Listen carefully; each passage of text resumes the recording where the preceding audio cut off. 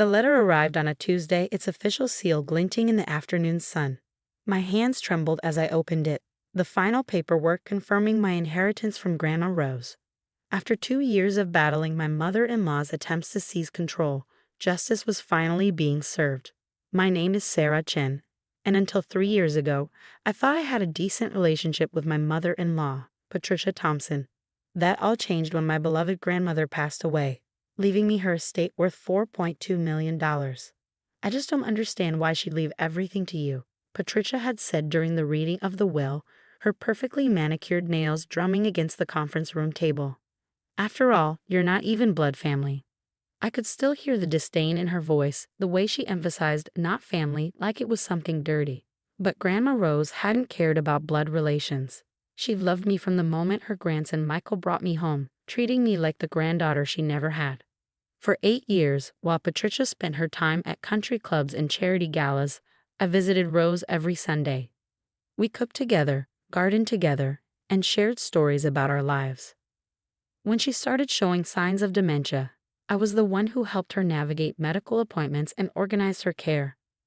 Someone needs to oversee her finances, Patricia had declared during a family dinner, about 6 months before Rose passed. She's clearly not in her right mind anymore, making all these changes to her will.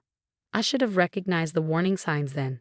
The way Patricia started showing up at Rose's house unannounced, hovering over her shoulder as she reviewed her financial documents.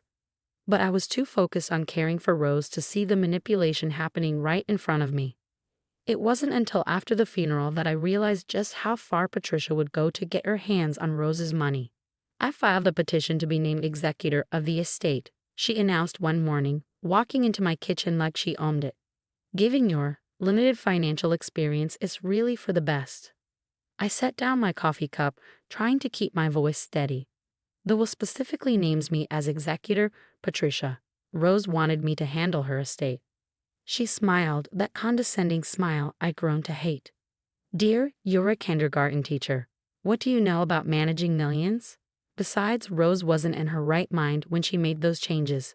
We both know that. But what Patricia didn't know was that I'd been preparing for this moment for years. Ever since I noticed her increasing interest in Rose's finances, I'd started documenting everything.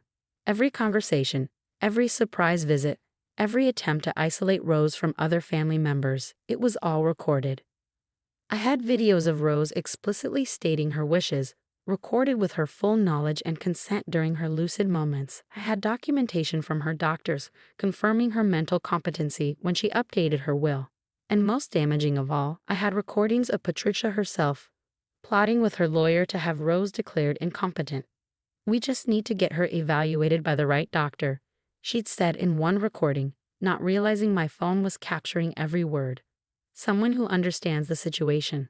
Once we have her declared incompetent, we can challenge anything she's done in the past year, including that ridiculous will. The first hint Patricia got that things weren't going her way came during the initial court hearing. Her lawyer, a slick man named James Barrett, stood before the judge with his usual confidence. Your Honor, we have serious concerns about Mrs. Thompson's mental state when these changes were made, he began. The deceased was suffering from documented cognitive decline. Objection, Your Honor, my lawyer, Susan Martinez, interrupted. We have extensive medical documentation proving Mrs. Thompson was competent when she updated her will, including evaluations from 3 separate neurologists. Barrett faltered slightly but pressed on. Nevertheless, we believe it's in the best interest of the estate to have someone with more financial experience managing these assets. Mrs. Chen is a schoolteacher with no background in. Your Honor, Susan cut in again. If we may present Exhibit A. She proceeded to play one of my recordings, a conversation between Patricia and Barrett where they explicitly discussed their plan to seize control of the estate. The color drained from Patricia's face as her own voice filled the courtroom. I don't care what it takes. That money belongs in this family, not with some outsider who married in. Find a way to get it done. The judge's expression darkened as he listened. When the recording ended, he turned to Patricia's lawyer. Mr. Barrett, are you aware that conspiring to fraudulently seize control of an estate is a serious offense? Barrett tugged at his collar, suddenly looking less confident. Your Honor, I can explain. But there was no explaining away the evidence. Over the next 2 hours, Susan methodically presented our case. The medical records, the videos of Rose, the multiple recordings of Patricia's attempts to manipulate the situation. By the time we finished, Patricia's petition wasn't just denied. She was facing potential legal consequences for her actions. This court finds clear evidence of attempted fraud, the judge declared. Mrs. Chen will retain her position as executor, as per the deceased's wishes. Furthermore, Mrs. Patricia Thompson is hereby barred from any involvement with the estate. Mr. Barrett, I suggest you speak with the Ethics Board about your role in this matter. As we left the courthouse that day, Patricia grabbed my arm. Her perfectly composed facade had cracked, revealing the fury beneath. You think you've won, she hissed. This isn't over. That money belongs in this family. I calmly removed her hand from my arm. You're right, Patricia. The money does belong in the family. That's exactly where Rose placed it, with me. You're not family, she spat. You're just some gold digger who wormed her way in. Mom, stop. Michael's voice cut through her tirade. My husband had been quietly supportive throughout this ordeal, torn between loyalty to his mother and his knowledge of what was right. Sarah is my wife, he continued, taking my hand. She was more family to Grandma Rose than you ever were. All those years you were too busy for Sunday visits, Sarah was there. When Rose needed help, Sarah was there. The only person trying to take advantage of this situation is you. Patricia recoiled as if she'd been slapped. For a moment, she just stared at us, her mouth opening and closing without sound. Then she turned on her heel and stormed off, her expensive heels clicking against the courthouse floor. That evening, as Michael and I sat in our kitchen discussing the day's events, my phone buzzed with text messages from Patricia's friends. Prominent society women she'd enlisted in her campaign against me. You've made a powerful enemy, one message read. The Thompson family has a long memory. I showed the messages to Michael, who just shook his head. They can't hurt you anymore, he said. We have the truth on our side. But we both knew this wasn't really about truth or justice. For Patricia, it was about control, about maintaining her image as the matriarch of a wealthy family. Losing control of Rose's estate wasn't just a financial blow. It was a social embarrassment she wouldn't easily forget. As I sat there reading through the increasingly hostile messages, I realized something important. This wasn't just about protecting my inheritance anymore. It was about standing up to a woman who had spent years manipulating and bullying others to get her way. I picked up my phone and began forwarding the threatening messages to Susan. If Patricia wanted to continue this fight, I would be ready. I had learned from our first battle, documentation was everything. The next morning, I went to work as usual, teaching my kindergarten class and trying to maintain some normalcy. But during my lunch break, I received an urgent call from Susan. Patricia's filed an appeal, she said without preamble. She's claiming she has new evidence about Rose's mental state, but that's not the worst part. I braced myself. What else? She's also filed a complaint with your school board, alleging professional misconduct. She's trying to get you fired, Sarah. I gripped the phone tighter, anger rising in my chest. On what grounds? She's claiming you used your position as a teacher to manipulate Rose, that you brought her to school events and used the children to emotional manipulate her into changing her will. The accusation was so absurd, it would have been funny if it weren't so potentially damaging to my career. Yes, I had brought Rose to some school events. She loved seeing the children perform in holiday shows. But the idea that I had somehow used this to manipulate her was ridiculous. We need to meet, Susan said. Tonight if possible. This is getting ugly, and we need to be prepared. As I hung up the phone, I caught my reflection in the classroom window. The woman staring back at me wasn't the same person who had once tried so hard to win Patricia's approval. That woman was gone, replaced by someone stronger, someone who wouldn't back down from a fight. Patricia wanted to play hardball. Fine. But she was about to learn that I had a few more cards left to play, cards that would make her previous humiliation in court look like a minor embarrassment. Patricia's attempt to have me fired backfired spectacularly. The school board called an emergency meeting to review her allegations, but I came prepared. Mrs. Thompson's claims are not only false, they're malicious, Susan stated, presenting the board with a thick folder of evidence. We have signed statements from multiple witnesses, including school staff and parents, confirming that Mrs. Rose Thompson's visits to the school were always appropriate and supervised. But our ace in the hole was a video recording from the previous year's Christmas pageant. There was Rose, sitting in the audience with other grandparents, her face beaming as she watched the children perform. More importantly, the video showed Patricia herself standing at the back of the auditorium, clearly aware of and unbothered by her mother-in-law's presence at school events. If Mrs. Chen was using these events to manipulate Mrs. Rose Thompson, why did he raise concerns at the time? The board chairman asked Patricia directly. She fumbled for an answer, her usual poise cracking. I didn't realize at the time. Didn't realize what? Susan pressed. That your mother-in-law enjoyed spending time with her grandson's wife and her students, or that you could use these innocent visits as ammunition in your vendetta. The board dismissed Patricia's complaint unanimously, but the damage to her reputation was just beginning. The local paper caught wind of the story, and suddenly the Thompson family's dirty laundry was being aired in public. Prominent socialite attempts to frame teacher in inheritance dispute, read the headline. The article detailed Patricia's attempts to seize control of the estate, her false accusations against me, and her history of manipulative behavior. The social fallout was immediate. Patricia's country club friends, the same ones who had been sending me threatening messages, suddenly went silent. Her position on various charity boards became awkward as other members distanced themselves. But Patricia wasn't done fighting. Her appeal of the original court decision moved forward, with her lawyer claiming to have new evidence about Rose's mental state. The new evidence turned out to be testimony from Rose's former housekeeper, Maria, who claimed she had witnessed Rose in states of confusion, unable to recognize family members or remember basic facts. What Patricia didn't know was that I had maintained contact with Maria after Rose's death. The morning of the appeal hearing, Maria walked into court with us, not with Patricia. Mrs. Ramirez, Susan began her questioning. Can you tell us about your recent conversation with Mrs. Patricia Thompson? Maria straightened in her seat. She offered me money to lie, she stated firmly. She wanted me to say Mrs. Rose was confused all the time, but it wasn't true.